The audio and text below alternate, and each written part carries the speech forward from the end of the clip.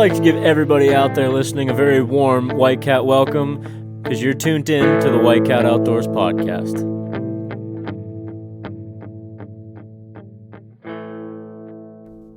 What's going on, guys? Thanks for tuning in to episode number 2 of the Whitecat Outdoors podcast. Today you got White in studio and...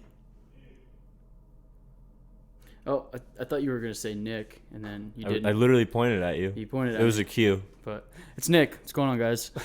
Nick's a little slow today. He's been driving a lot. But we're over in Ohio. But before we get into all that, I just want to say thanks for all you guys that are tuning in again for the second episode. If it's your first episode, I don't know how you found us, but you can find us at whitecatoutdoors.com. You can go on the website. You can read a little bit about each one of us, find out what we're about, what gets us into the outdoors, and you can find out all the different platforms to find us on, which you can find us and go subscribe to our channel at YouTube, on YouTube at Whitecat Outdoors. Go follow us on Instagram at Whitecat Outdoors, and you can listen to the podcast on Spotify, Podbean, and Spreaker. And we're working on getting on some other platforms right now, but they take a couple weeks to get on there, so we're working on that. But, so yeah, thanks everybody. That's where to find us, so go do it right now. And we'll let Nick take us right on into what we're talking about today. How's it going, guys? Like I said, Nick here. Today's podcast is we're going to be talking about out-of-state hunting, how to pick a spot, and we're going to use a first-hand experience in Ohio. Me and Frank decided to come over to Ohio for We a are few days. recording out of the hotel today. Yeah, we're actually in our hotel, Eastern Ohio. But yeah, so we're going to go through our process on how we picked Ohio, why we picked Ohio, different things we used, like our setups, bows, that kind of thing, sign that we saw. So we'll start off with going back to Frank here. We're going to talk about what made us pick Ohio. Well, I mean, obviously it's pretty simple. You guys know we're from Pennsylvania, so we're, it's a real short drive to get over into Ohio. And, our season's kind of winding down, and so is Ohio. But, just anything to extend our deer season a little bit, we're just going to go chase something else. So it's always nice to see some new property and some new scenery. So we came over here. We started in kind of south central Ohio, more to the west a little bit. All public land, and pretty much all we did, like me and Nick just sat down one day, and you're like, yeah, we're going to Ohio. Just pulled up some maps and started looking around on all the public land, what looked enticing, just zoomed in on stuff, looked at different agricultural lands. Do you want to go through what kind of we look for when we're looking at a piece that looks like something worth going after? Yeah, I mean, basically what I look for, like around this time of year, we obviously look for a lot of agricultural land. Doesn't matter really what it's planted with or even if it's harvested. Just I like to hunt a lot of field edges in the late season. And for the woods, anytime you can find hemlocks, you're in business. Deer absolutely love hemlocks. So anytime you can find like pinch points of hemlocks or like points that they come out to, anything to like funnel the deer is basically what Nick and I were looking for when we were looking at all these different pieces of property. And once we got kind of settled in on one specific property that we wanted to go to and say, yeah, this is our starting point. We looked a little bit farther into that property and did some, online research, looking at forums, which you can only rely on those so much. Yeah, those get usually some yahoos on there. Yeah, I mean, you can get some really good information. I don't want to totally discredit them, but there's always the guy that, maybe had a bad experience somewhere, so he just talks trash on it. Yeah. But yeah, so our first morning was yesterday morning, would have been Friday morning, and we decided just to go in blind on a first hunt. Just sat for a couple hours in the morning just to kind of get an idea of what was going on there. And then after about 9:30 or so, we got down and decided to do a little bit of scouting. We made about a 2-mile loop and just hit a couple different fields and hedgerows and stuff, just trying to look for sign of deer. And at first we had a lot of trouble finding any real sign of life. It was kind of discouraging, but we got to the other side of the public piece we were on and came across a scrape with a rub line. The scrape looked pretty fresh. Seemed to be like maybe within the last 2 or 3 days. So we decided that was probably where we wanted to be for the evening sit. And then we just kind of started planning again how we were going to go about setting up for once that. we found the sign, again, you just keep honing in on the specific spots. Like I said before, you're looking at broad areas. We found this 10,000 acre chunk we want to be on. So we look at that. Okay, that's where we want to be. So then we hone in on the spot that we want to do our first hunt. And then once we find that spot, we hone in even more and just keep making that circle smaller, trying to find that one specific area that we want to spend our time and try to focus on and see what's happening in that area. Yeah, we've only got 4 days to hunt, so if you're going to try and cover, like Frank said, like 10,000 acres, you're going to overwhelm yourself trying to hunt the entire piece. Your best bet is, like I said, look at maps, set it into sections, almost like square it off, and pick the area that looks probably the most enticing to you in your style of hunting, and then focus your time there. And that's what we did. We found an area that had a bunch of hedgerows, trees that we liked, the active scrape. The wind was set up just right for the way that field was set up. That's another thing. You got to play the wind. But so we backed out, found a better access point than where we came in, and sat up for the evening. And me and Frank both actually sat on the same field, but a couple 100 yards apart. So it was my idea. Nick was just trying to horn in on my action. It was fine.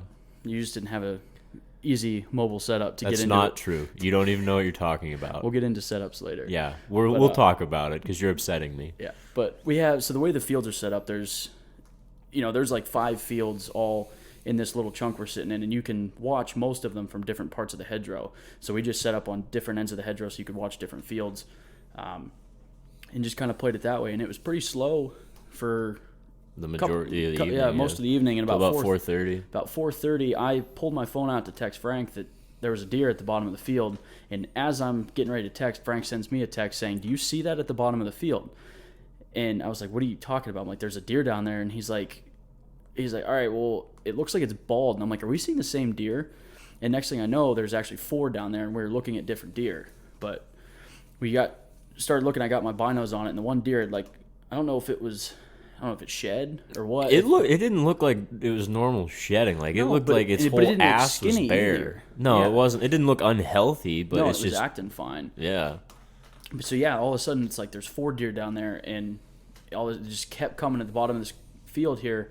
All of a sudden I just kept seeing more and more and more, and I'm telling Frank, because where I was at, I could see down this field a little better than he could, because one of the hedgerows kind of had a big point that was really thick, and we can't shoot those in Ohio right now, so we're strictly buck hunting.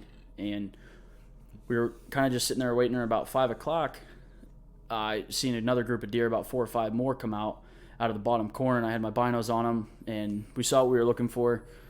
We saw the first buck. I texted Frank, said, "Hey, I got antler." Absolute slob he was, too. Yeah. True donkey. Big 6. Real joker. Yeah. He was just a little 6, but he was running the show. There was about 14 doe out there. And he was a real dominant 6, though. Yeah. You could tell. He had those does in check. Yeah, he wasn't playing games. Everybody was listening to him. So at this point, Frank couldn't see him because, like I said, he was down that bottom corner. And all of a sudden, he disappeared. And shortly after he disappeared, all of a sudden, I could start hearing some grunting.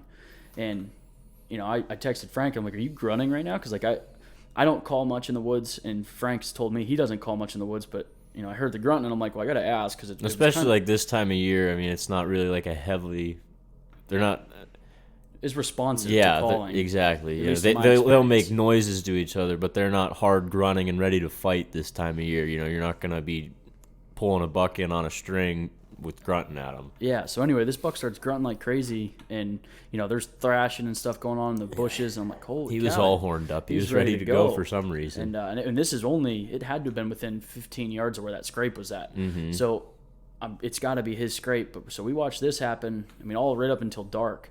And actually, we stayed a little late in the woods because the field was just loaded with does, and we didn't want to blow the place up in case we head back. But, shortly after 6 o'clock, it was completely pitch black where we were at, and finally we were able to climb down. But that was our first evening sit, so I was pretty happy with, a piece of public land we've never been on, all electronic scouting up until that afternoon, and did pretty well. Yeah, for sure. But yeah, so we actually decided after our evening hunt, like I said, we only got 4 days. We didn't see any sign other than that one scrape, and we think that was the only area that we saw. There was hardly any tracks in the area. We saw a lot of fox and coyote tracks. A lot of fox tracks, yeah. But we're after the whitetails. Yeah, so actually we decided, with 4 days, we're actually going to move to a different area, and we'll be getting into that more. This is actually a bonus series podcast. We're going to be releasing a couple here, right, one after another. on top of our one a week. So it kind of, like I said, it's a little bonus mini series of the public hunting in Ohio. And I think as fishing season goes on and turkey hunting, and I think there's going to be more bonus series as we go. So like I said, we decided to move, but we haven't gotten into that much. We just got to our hotel in the new area, and we're going to be doing some boots on the ground scouting pretty quick here, but we wanted to sit down and get the deets out to the public. Yeah, for sure. Once we're done recording this, we're going to go out and take a little look around. We're probably not going to get the evening hunt in because the weather's supposed to be crap, but we're going to go cruise around, check out our new area. Spotting's illegal in Ohio, so we can't do any of that, but we can go cruise around and see what we see if we find anything that gets us stiffening up in the jeans a little bit. Yeah, hopefully that stiffening up in the jeans is what we're looking for, I guess, right? That and booners. Yeah, booners. Pope and Young. Booner. So why don't we get into talking about our setups and when we're since yours is so superior, why don't you give us your rundown first? I guess that makes sense. So when you're going into public land, a lot of times you don't know where you're going to be going, especially on our first hunt. So you got to have ladder stands. Obviously, is probably not your best bet. So I always carry a double with me. Yeah, right on my back. Yeah, they pretty much fit in your pocket. Yeah, pretty much. So we'll just go over kind of what we're using. I'm not saying this is what you need to go out and buy. It's just this is what works for me. Mine's actually pretty much a hybrid. I have an old Lone Wolf platform. I'm sure you guys all know what Lone Wolf tree stands are. If you don't, go check them out. But I got that platform that my grandfather gave me, and I actually took the I-beam off and put an XOP I-beam on it because I just liked the way it was set up better. It was cast aluminum instead of a tube, so it was a little bit quieter. And then I run 2 full-length XOP sticks, and that gets me about 10 foot off the ground-ish, the platform anyway. I prefer to be at least 25 feet. 25, yeah. Yeah. That was a joke. But that's my setup. I use it works. I honestly don't really care about weight. It's comfortable. It works for me. I can't give you the specs on what it weighs. It's a lot. I'll tell you. It's way more than what mine weighs. Yeah, it's comfortable. It's easy to use. I'm actually using some homemade straps for locking to the tree. I don't use a cam buckle or anything. It's just a strap with a bunch of loops on it, and depending on the diameter of the tree, you just pick different loops, and it works for me. I don't know that there's any company out there making anything like that. Not that I'm familiar with. So I guess if you're interested, contact us, and maybe we'll get somebody to Nick will break out his sewing kit and make some for you. I didn't sew them. Guys at my shop did. But he's a seamster. Seamstress. But yeah, so that's the superior setup at the table. If that's what you want to call it.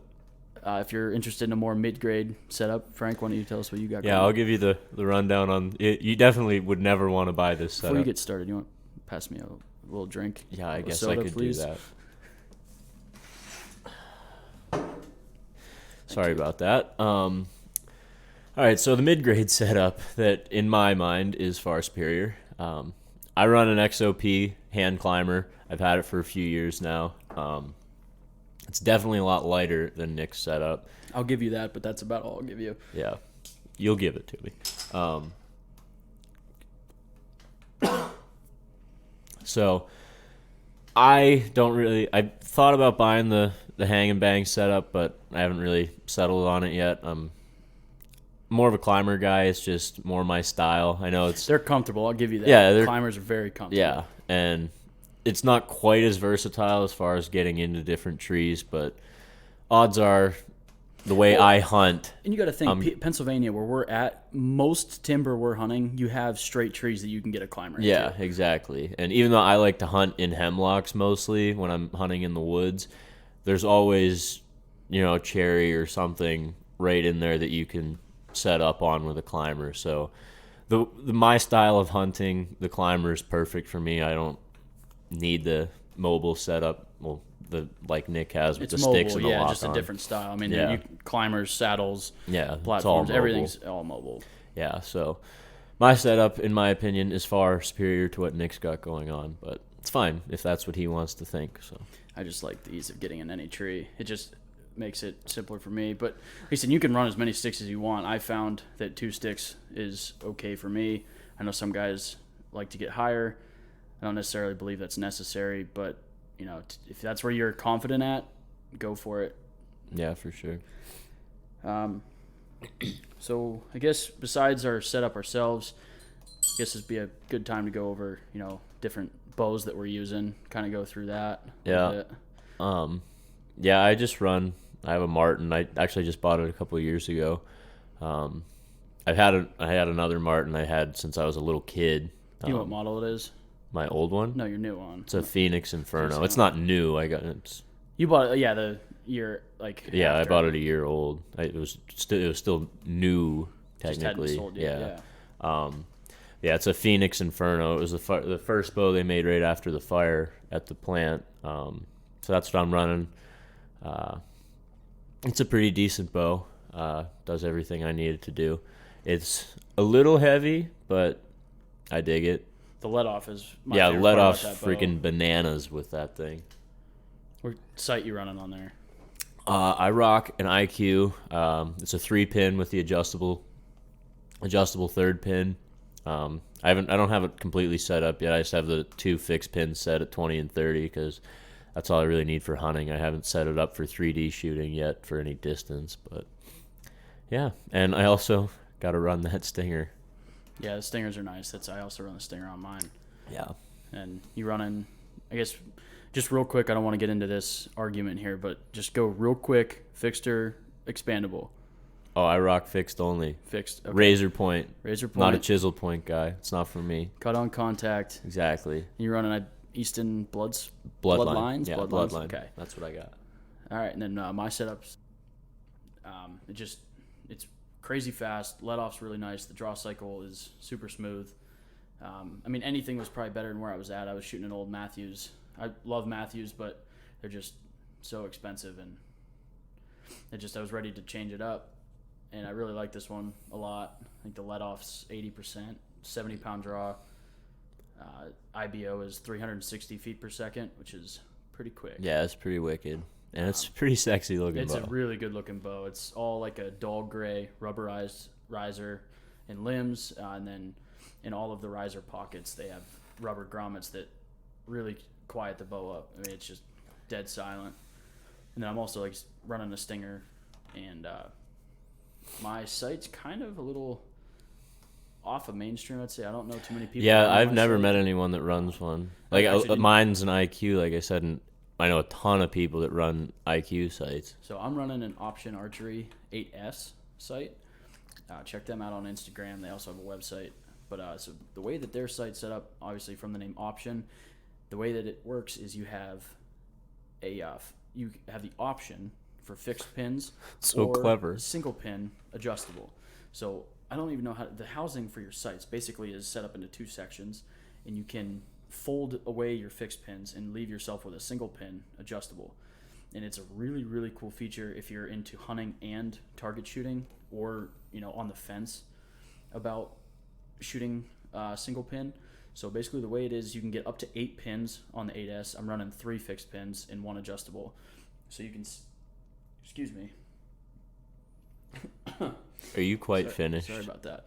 Trying to be professional here. Yeah, over there. You're looking like a fool. But we have 3 sights, or 3 fixed pins, and I've set those at 20, 30, and 40. And then your adjustable one, they actually float out to 115.